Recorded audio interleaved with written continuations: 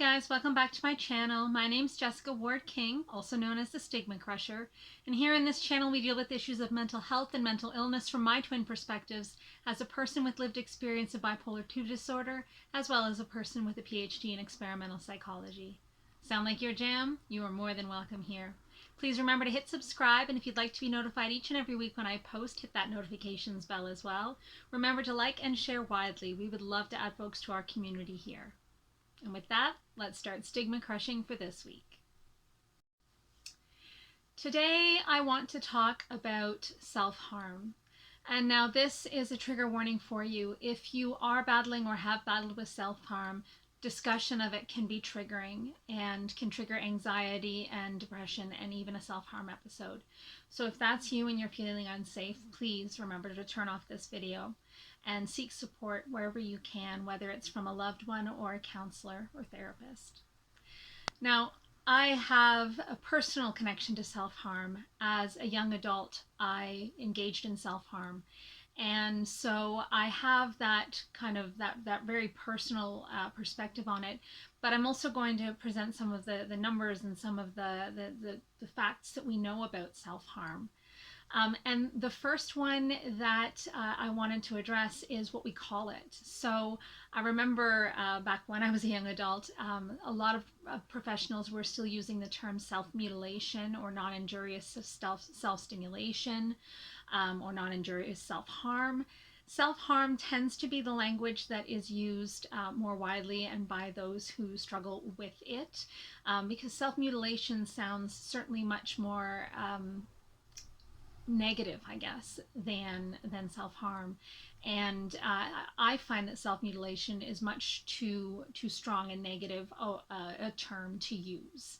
The goal is, generally speaking, not to mutilate the body, but rather there are other goals of self-harm. And so that's the terminology I'm going to be using throughout this video, is to call it self-harm.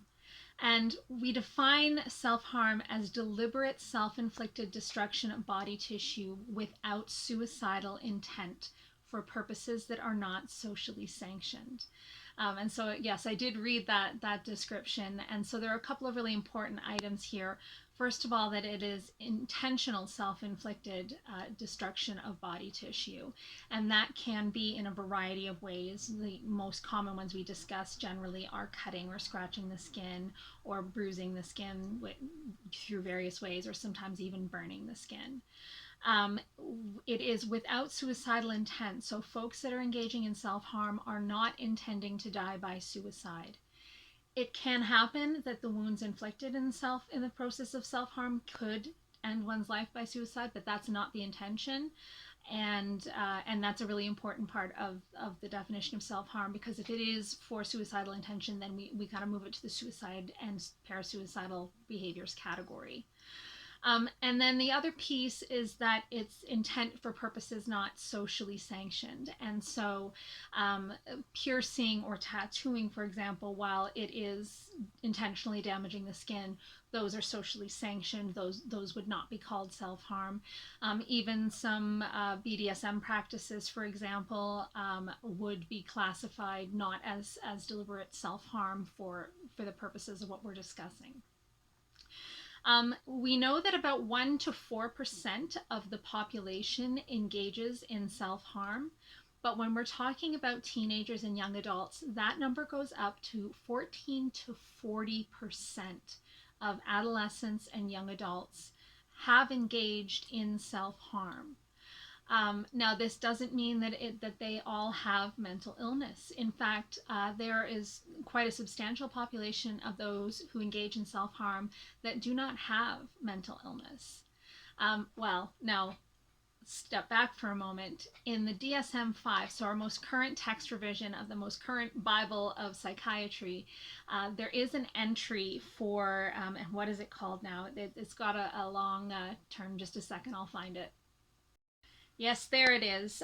So it's non-suicidal self-injury disorder, and the NSSI. And so that's been entered into the text revision of the DSM-5 as a condition that is under research. And so there is some research that's going on to look into that kind of self-injurious behavior as an actual distinct psychiatric disorder or mental disorder. So if we don't count that, then folks that have self-harming behaviors may not actually have a mental illness. And so that kind of gives us, so you might be asking, who does it? It seems to be that folks with poor self regulation in terms of emotions are at higher risk for self harm, and that would partly explain why adolescents and young adults are so highly represented in this population, because kind of by definition in adolescence and young adulthood there is it's not a disorder of emotional regulation, but there is simply dysregulated emotion, strong emotions that young people have not figured out a way to control or to express, strong reactions from the body in terms of the different hormones and neurochemicals that are being used inside their brains that can cause dysregulated emotions. And so the idea goes that a lot of those teenagers and young adults are using self-harm because of this dysregulation of emotion and not necessarily because of mental illness. But we also know that folks with poor self-esteem and negative coping strategies are also more likely to engage in self-harming behaviors. And this might lead you to ask, why would somebody self-harm?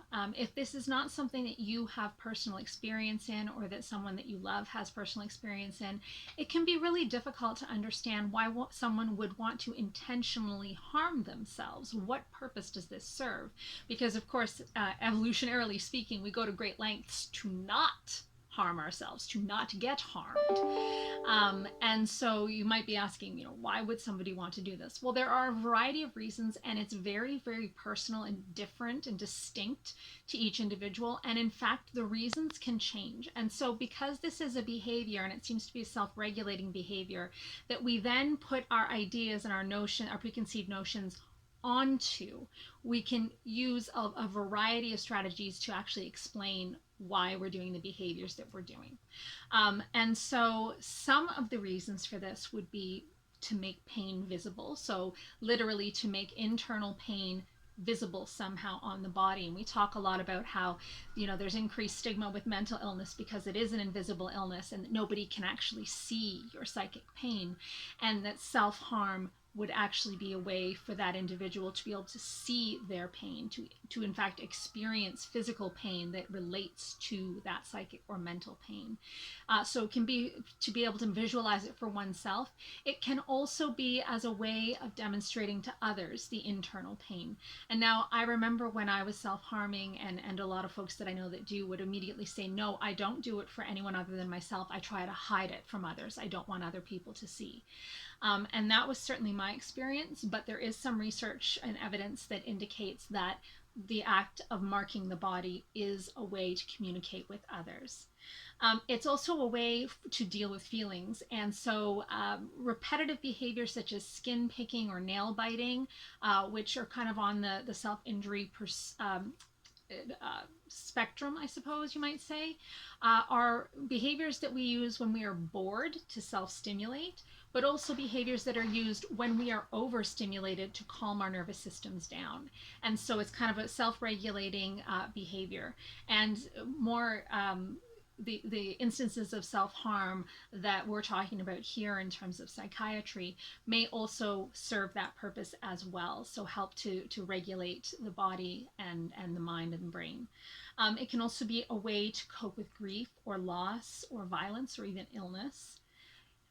Some folks use it as a way to punish themselves, and so to be able to take that shame and guilt that they feel, mostly honestly due to stigma, but also sometimes due to psychiatric disorders or to relating to actions taken in their lives or violence that's been perpetrated on them. So any reason that a person might feel that shame and that guilt, to punish themselves for that. And so I know for myself, when I was struggling with self-harm, I was also coming out as lesbian, and I think I've mentioned it on the channel before that I had a very Catholic family and a very Catholic upbringing. I was in fact working at the Catholic chaplaincy, taking young people to World Youth Day and things like that. So I was very involved in my faith, and when I was coming out as a lesbian, there was a lot of guilt and shame involved there. And part of the reasons that I attached to my self-harm were for self-punishing. So I can definitely relate to that one. It might also be for some folks, and this kind of relates to the self-regulation, but to feel real, to feel anything at all. So a lot of times people will report that if they experience emotional numbing, either due to circumstances in their life or due to a mental illness, that causing the physical pain can be a way to just feel something, anything. And so that's another reason. And it can also be to regain some control over the body. And so for folks that are struggling with body image issues or with eating disorders, or folks who feel like their body has betrayed them in terms of their illnesses, chronic illness, for example, it can be a way to regain some control over that body. The last reason, and I guess kind of the overarching reason that people do it, is because it works in the short term at least.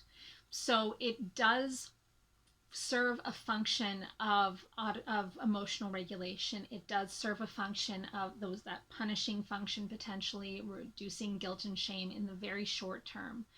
But the unfortunate side effect of self-harm is that it produces further guilt and shame as a result of the marks on one's body, as a result of doing the action at all. Because quite often the people that are using self-harm as a coping mechanism are themselves confused as to why would they do this? What is wrong with me that I am doing this? I remember thinking that over and over again. What is wrong with me that I would want to hurt myself? And so while it would work in the short term, it would alleviate those feelings of anxiety, that depression, that pent up agitation. It would very quickly then roll over into further shame and guilt, and that really exacerbates it, because then you feel the need to repeat the action because it works in the short term but then causes more symptoms in the long term.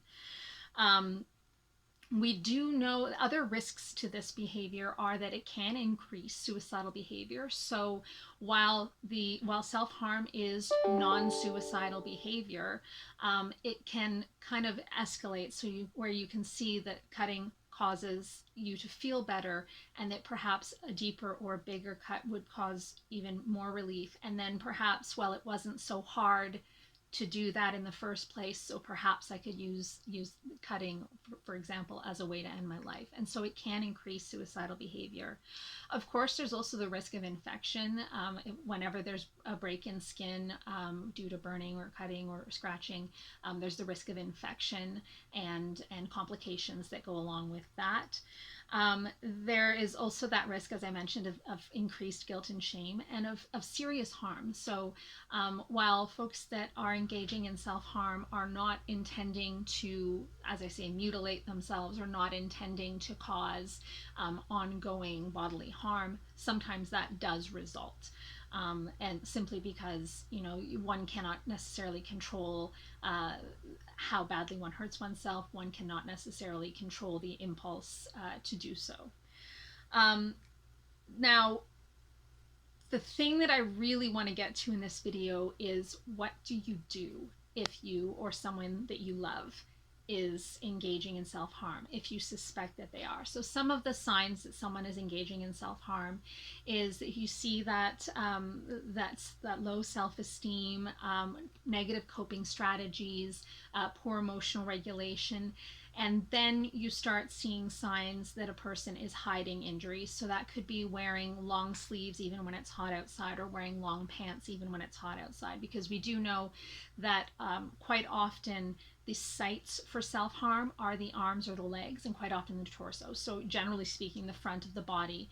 It's less often in places that are extremely conspicuous, like the head and neck, or even the hands, and it is much more often in places that can be concealed.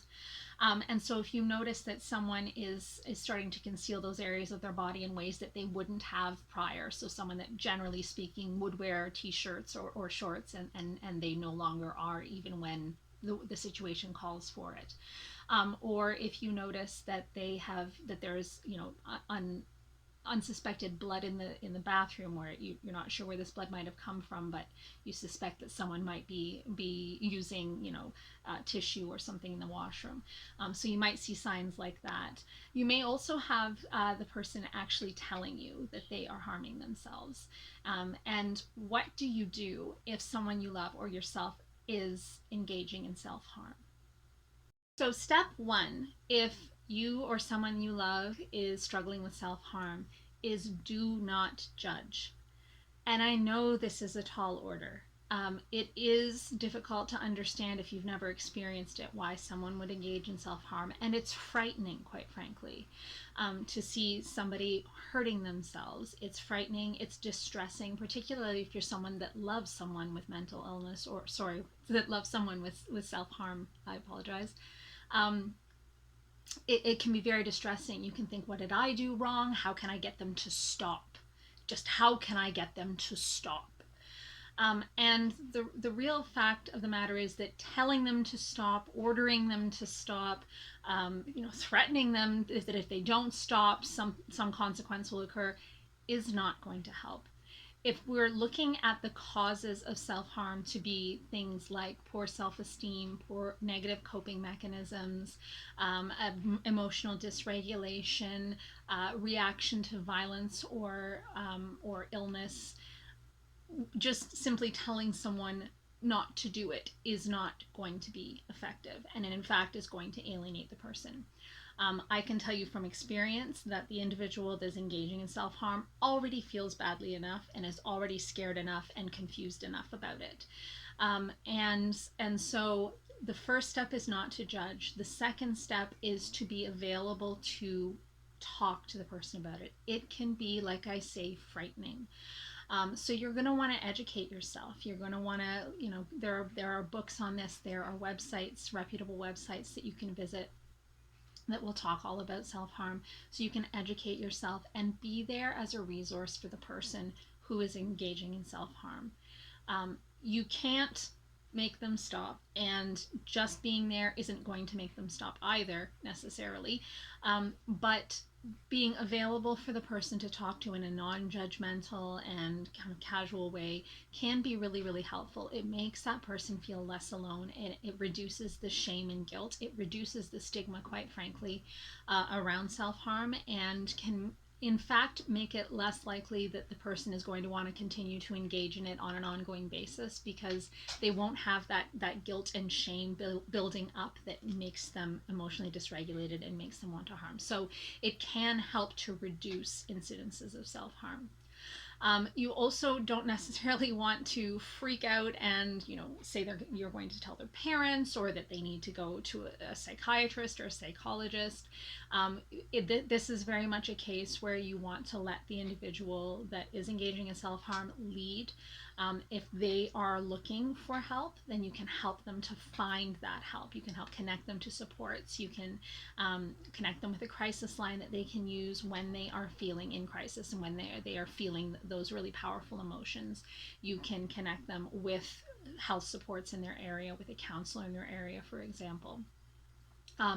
But threatening them with telling their parents, telling the teachers, telling whomever is not an effective way. You need to be an ally to this individual. You need to be available to them without judgment and with an open listening ear.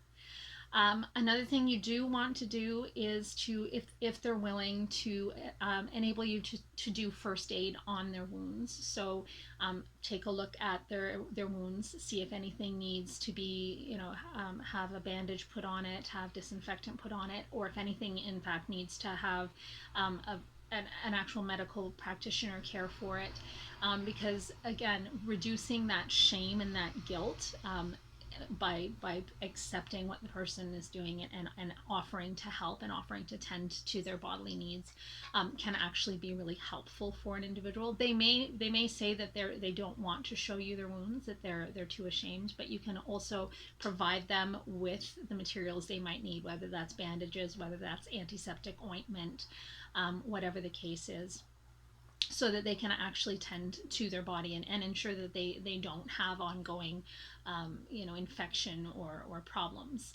Um, Another thing that you can do, and this is particularly if you are a person who yourself is struggling with self harm, is don't be so hard on yourself. Uh, you use this is not a completely freakish thing that a person does. This is not out completely out of the ordinary. This is a well documented behavior that does have short term benefits but long term negative consequences. And so it's worthwhile remembering that you're not a freak. You're not a sicko. You're not a psycho. You're not any of those things. That in fact you found a coping mechanism that does provide relief in the short term, but that long term can be harmful. And so you can make a long term goal of stopping your self harm, but until you're able to build up the self esteem and build up those coping mechanisms and learn more positive coping mechanisms, you're likely to use whatever types of assistance that you can get to deal with those really strong, powerful negative emotions. And so don't be so hard on yourself.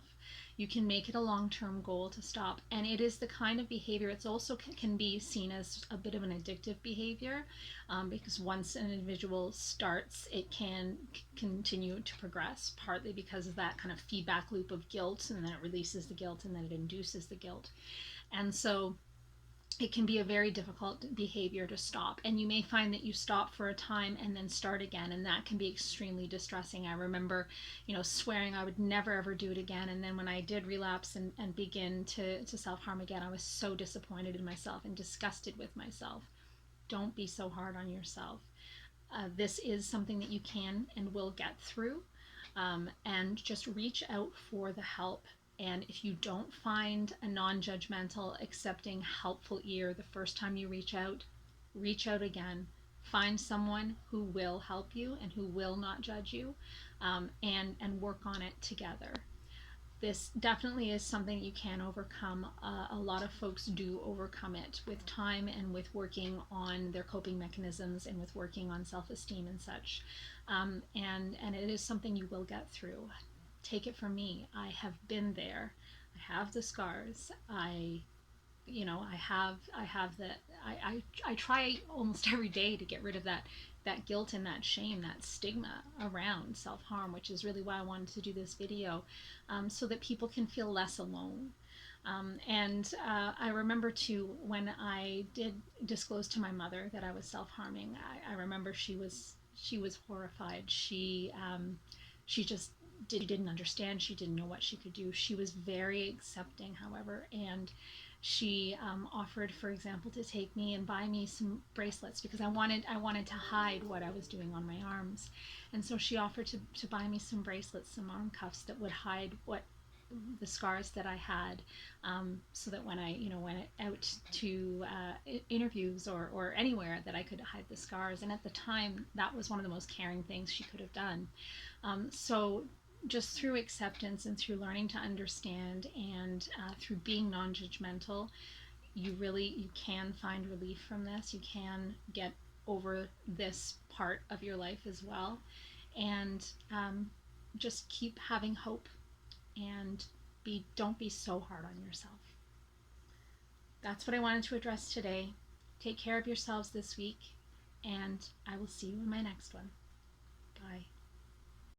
StigmaCrusher.